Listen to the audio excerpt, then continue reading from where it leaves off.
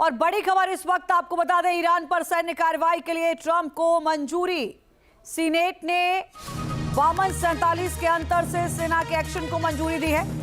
Iran पर सैन्य कार्रवाई के समर्थन में 52 वोट पड़े हैं, यानी समर्थन में 52 पड़े हैं और विपक्ष में 47 वोट पड़े हैं। 52-47 के अंतर से सेना के एक्शन को मंजूरी दी गई है। क्या माना जाए कि आने वाले वक्त में अमेरिका ईरान पर ग्राउंड ऑपरेशन शुरू कर सकता है। बड़ी जानकारी है कि ईरान के सैन्य सलाहकार मोहसेन रेजाई का बयान सामने आया। मैं संघर्ष विराम को आगे बढ़ाने पर सहमत नहीं हूं। रेजाई ने कहा, अमेरिका युद्ध से हमेशा से डरता है, अमेरिकी युद्ध से डरते हैं, हम लंबे युद्ध के लिए तैयार हैं। रेजाई की ओर से बयान दिया जा रहा है, यानी ईरान पूरी तरीके से अपने रुख पर अड़ा हुआ है। ईरान को लेकर इजरायल का बड़ा बयान, जरूरत पड़ने पर ईरान पर फिर से हमला करेंगे। इजरायल की ओर से कहा गया, हम बातचीत पर नजर बनाए हुए हैं।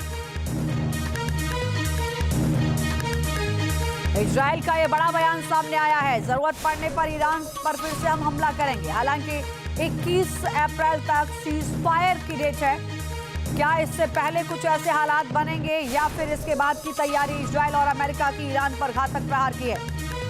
जरूरत पड़ने पर ईरान पर फिर से हमला किया जाएगा। इजरायल की ओर से कहा जा रहा है, बातचीत पर हमारी नजर बनी हुई है।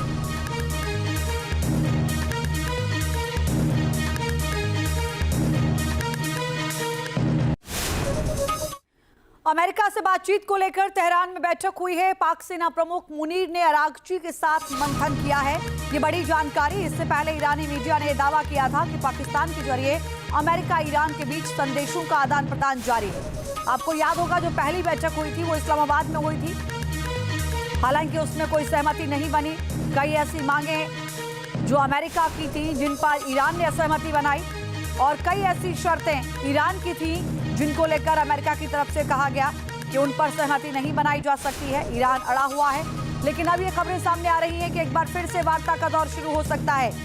दो तस्वीरें, एक तरफ मुनीर और अब्बास अरागची के बीच बैठक होती है, तो दूसरी ओर तेहरान में फाइटर जेट से सुरक्षा की निगरानी भी की गई है। सवाल यह है कि क्या वाकई बातचीत आगे बढ़ाने की चर्चा है, तैयारी है, या फिर इस बीच अमेरिका कुछ और तैयारी कर रहा है? क्या पूरी तरीके से ईरान को घेरने की तैयारी कर रहा है अमेरिका? तेहरान में फाइटर जेट से निगरानी की जा रही है। मुनीर के तेहरान दौरे के बीच जेद्दा पहुंचे हैं पाकिस्तानी प्रधानमंत्री शहबाज। सऊदी के क्राउन प्रिंस से मिलने जेद्दा पहुंचे हैं शहबाज शरीफ। ये बड़ी जानकारी इस वक्त आपको दे दें। आपको याद होगा कि सऊदी की ओर से जो नाकेबंदी की गई है होर्मुज पे अमेरिका की ओर से, उसका विरोध किया गया था।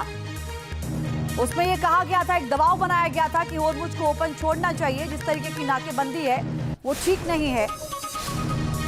सऊदी के क्राउन प्रिंस से मिलने पहुंचे हैं जेद्दा शहबाज शरीफ। इन मुलाकातों का क्या असर होगा आने वाले वक्त में मिडिल ईस्ट के हालातों पर, ये देखना होगा। ईरान से बातचीत को लेकर व्हाइट हाउस का बयान सामने आया। अगले दौर की भी बातचीत पाकिस्तान में होगी, व्हाइट हाउस ने कहा है। पाकिस्तान इस बातचीत में एकमात्र मध्यस्थ है, व्हाइट हाउस की ओर से कहा गया है, यानी ये स्पष्ट किया गया है। हालांकि पहले जो चर्चाएं हो रही थी कि चीन की भी पर्दे के पीछे से एक बड़ी भूमिका है, लेकिन व्हाइट हाउस ने स्पष्ट कहा है कि सिर्फ और सिर्फ एकमात्र मध्यस्थता कर रहा है वो देश है पाकिस्तान। अमेरिका नाकेबंदी के बीच एक बड़ी खबर आ रही है। होर्मुज से पहला ऑयल टैंकर निकला है। पश्चिम में इराक की ओर बढ़ रहा है ऑयल टैंकर। एजियोस फेनुरियोस जहाज पर लगा है माल्टा का झंडा। हालांकि यह दावा किया जा रहा था कि जब से अमेरिका ने नाकेबंदी की है, यहां से कोई भी टैंकर नहीं गुजरा है, लेकिन बड़ी जानकारी ये आई है कि पहला ऑयल टैंकर यहां से निकला है। पश्चिम में इराक की ओर बढ़ रहा है oil tanker. Straight of Hormuz की नाकेबंदी के बाद अमेरिका और ईरान के बीच टकराव चरम पर है। यूएस फोर्स ने यहां 10,000 से ज्यादा सैनिक उतार दिए, जबकि फाइटर जेट और वॉरशिप के जरिए भी निगरानी रखी जा रही है। वहीं ईरान भी काउंटर अटैक की रणनीति बना चुका है। होर्मुज को लेकर हालात कैसे बिगड़े हुए हैं, वो इस रिपोर्ट के जरिए हम आपको समझाते हैं।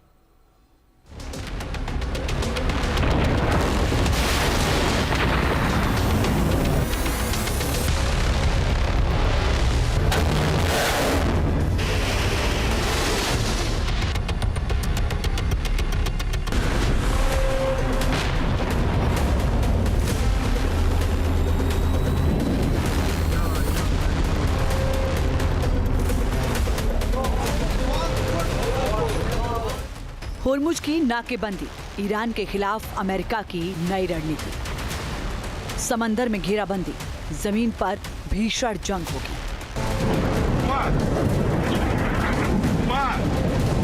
यूएस फोर्स ने लगाई ताकत, विध्वंसक वॉर की आहट। स्टेट ऑफ होर्मुज जंग का अखाड़ा बन गया है। अमेरिकी फोर्स की ओर से की गई नाकेबंदी के बाद तनाव चरम पर है। अमेरिकी नेवी ने जहाजों को ईरान के बंदरगाह में एंट्री करने या वहां से निकलने की अनुमति नहीं देने का ऐलान किया है। इसे लेकर ही टेंशन हाई है।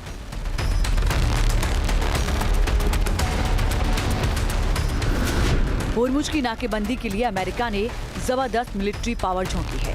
सेंटकॉम के मुताबिक इस मिशन में 10,000 से ज्यादा जवान, 100 से ज्यादा फाइटर जेट्स और 12 से ज्यादा वॉरशिप तैनात हैं। अमेरिका ने इस मिशन में aircraft carrier, amphibious assault ship, amphibious transport dock ship, dock landing ship, guided missile destroyer, littoral combat ship, land and sea based fighter aircraft, drone refuelling aircraft के साथ खुफिया, निगरानी और टोही विमान शामिल किए हैं।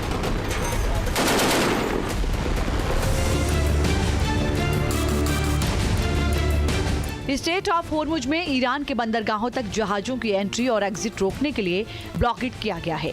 सेंटकॉम ने दावा किया कि पहले 24 घंटों के दौरान कोई भी जहाज अमेरिकी नाकेबंदी को पार नहीं कर पाया। साथ ही 6 कमर्शियल जहाज अमेरिकी फोर्स के निर्देश का पालन करते हुए ओमान की खाड़ी में ईरानी बंदरगाह की ओर वापस लौट गए। सेंटकॉम की ओर से जारी बयान में दावा किया गया है कि अमेरिकी सेनाओं ने ईरानी बंदरगाहों की नाकेबंदी पूरी तरह से लागू कर दी है। एक अनुमान के मुताबिक ईरान की 90% अर्थव्यवस्था समुद्र के रास्ते होने वाले अंतर्राष्ट्रीय व्यापार से चलती है। नाकेबंदी लागू होने के 36 घंटे से भी कम समय में अमेरिकी सेनाओं ने समुद्र के रास्ते ईरान में आने वाले और बाहर जाने वाले आर्थिक व्यापार को पूरी तरह से रोक दिया है। So far as Hormuz is concerned, it's of critical importance to Trump's strategic planning. For him, that is the yardstick by which his countrymen will measure him, and so he has put all his stakes on that particular issue. Iran also knows that its best trump card is to ensure that they retain control over the movement of traffic, that means shippings, etc. So there is a real good tussle going on between the two sides. नाकेबंदी के बीच ही एक अमेरिकी destroyer ने Iran छोड़ने की कोशिश कर रहे 2 तेल टैंकरों को रोका और उन्हें वापस लौटने का निर्देश दिया। दावा किया जा रहा है कि जहाज ओमान की खाड़ी में चाबहार पोर्ट से रवाना हुए थे और रेडियो कम्युनिकेशन के जरिए वॉरशिप के संपर्क में थे। इसी दौरान उन्हें वापस जाने को कहा गया।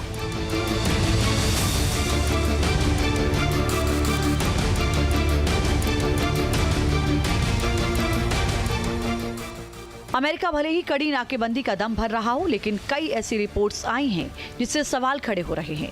वॉल स्ट्रीट जर्नल ने अधिकारियों के हवाले से बताया कि अमेरिकी नाकाबंदी के बावजूद पिछले 24 घंटे में 20 से ज्यादा कमर्शियल जहाजों ने अहम स्टेट ऑफ होर्मुज पार किया।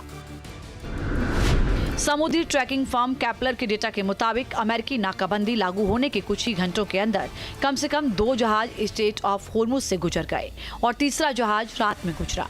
इसमें लाइबेरिया का झंडा लगा हुआ एक जहाज क्रिस्टियाना था, जबकि दूसरा जहाज कोमोरोस का झंडा लगा हुआ टैंकर एल्पिस था। इन आंकड़ों के बाद अब सवाल उठने लगे कि क्या अमेरिकी नाकेबंदी पूरी तरह सफल नहीं हुई।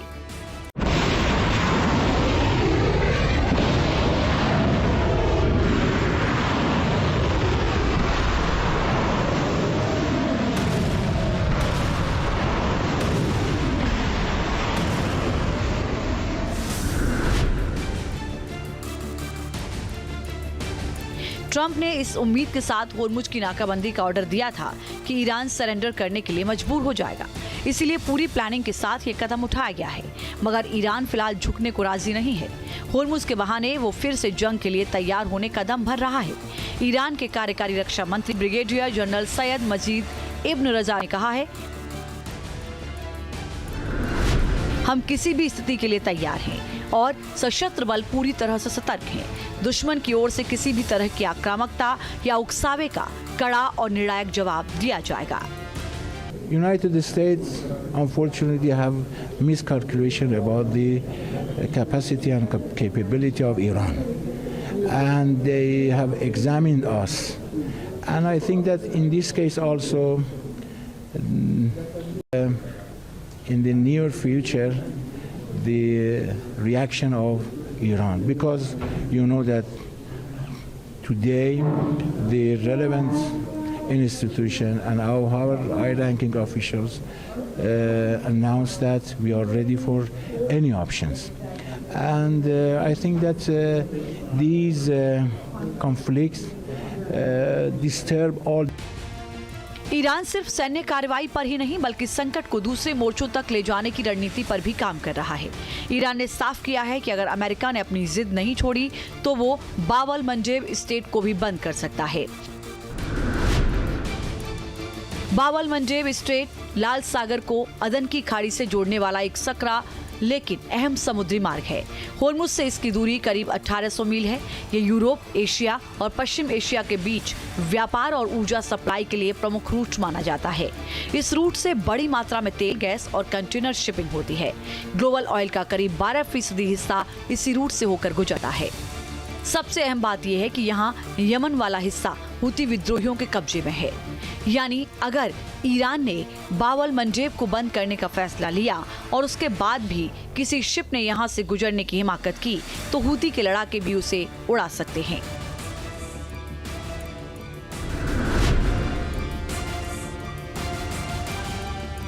कुल मिलाकर ईरान किसी भी कीमत पर अमेरिका के सामने झुकने वाला नहीं है। अपने ऑयल एक्सपोर्ट को बनाए रखने के लिए तेहरान की ओर से कई कदम पहले ही उठाए जा चुके हैं। अमेरिका ने होर्मुज की खाड़ी पर अपनी नौसैनिक नाकेबंदी इतनी सख्त कर दी है और ट्रंप को लग रहा है कि ईरान की तेल सप्लाई यहां से ठप हो जाएगी और इस देश को लाखों करोड़ों का नुकसान होगा। हालांकि होर्मुज के अलावा भी ईरान के पास एक और समुद्री रास्ता भी है जहां से वो अपनी सप्लाई जारी रख सकता है। ईरान ने स्टेट ऑफ होर्मुज के बाहर ओमान की खाड़ी में कई साल पहले जास्क टर्मिनल तैयार किया था। जास्क टर्मिनल होर्मुज की खाड़ी के चोक पॉइंट यानी सकरे रास्ते से बाहर है। यानी होर्मुज बंद भी हो जाए तो ईरान यहां से सीधे खुले समंदर में तेल भेज सकता है। ईरान ने गोरह से जास्क तक 1000 किलोमीटर लंबी पाइपलाइन बिछाई है ताकि वो होर्मुज पर अपनी निर्भरता खत्म कर सके। ईरान भले ही अपने अलग अलग प्लान पर काम कर रहा हो, लेकिन दुनिया के सामने चुनौतियां बढ़ गई हैं। एनर्जी सप्लाई रुकने से लगातार तेल की कीमतों में इजाफा हो रहा है। ऐसे में कई बड़े देश अब होर्मुज खोलने और जहाजों की सुरक्षा को लेकर नए सिरे से रणनीति बना रहे हैं। इसे लेकर ही फ्रांस और ब्रिटेन ऑनलाइन बैठक करने वाले हैं। इसमें उन तमाम देशों को बुलाया गया है जो होर्मुज को लेकर मदद करना चाहते हैं। फ्रांस के राष्ट्रपति मैक्रो और ब्रिटेन के प्रधानमंत्री स्टारमर इस बैठक की अगुवाई करेंगे। इसका नतीजा क्या होगा ये कहना तो मुश्किल है, मगर इतना साफ हो चुका है कि होर्मुज पर ईरान और अमेरिका के रुख ने पूरी दुनिया को ऐसी टेंशन में डाल दिया है जिसे दूर करने की फिलहाल कोई तरकीब नजर नहीं आ रही। Team news nation.